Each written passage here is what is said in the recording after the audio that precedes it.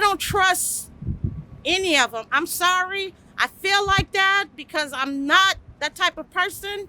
But when it comes down to things like this, you have to have trust. And by me being a black mother, a black woman in this world, in this society now, I'm scared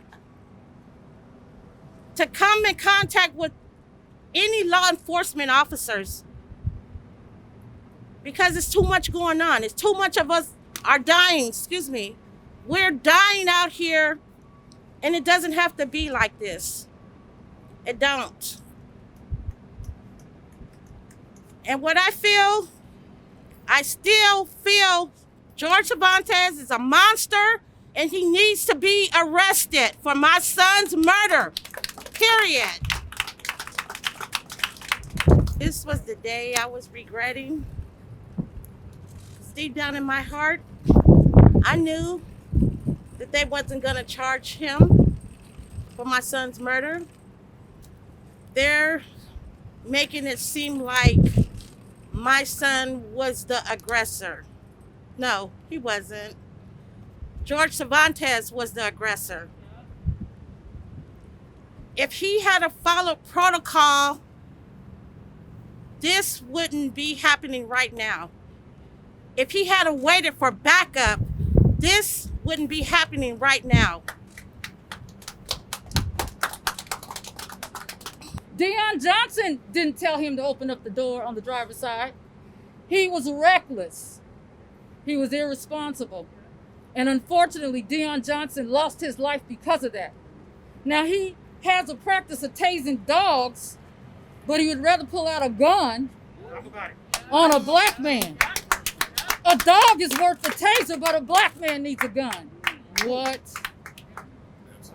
They have determined that there was no reasonable likelihood of a conviction, and so they chose not to charge George Cervantes.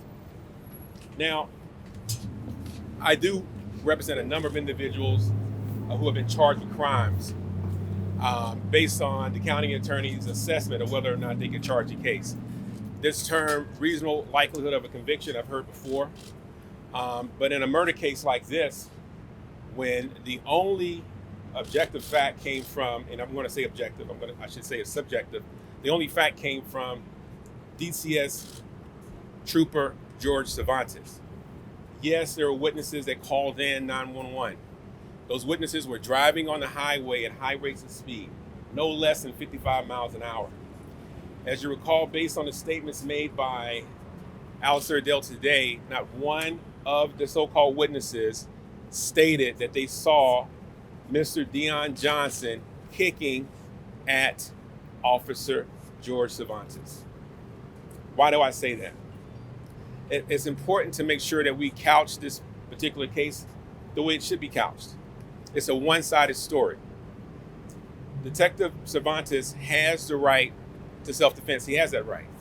But that right to self-defense is an affirmative defense that should be discussed and defended in a court of law. The county attorney's office should not be that court of law at all. What they should have done, from my perspective, is determine whether or not a person was killed, was there a homicide, and perhaps is there a defense. That defense should play out in court with a jury, not a jury of 15 or 18 people at the county attorney's office.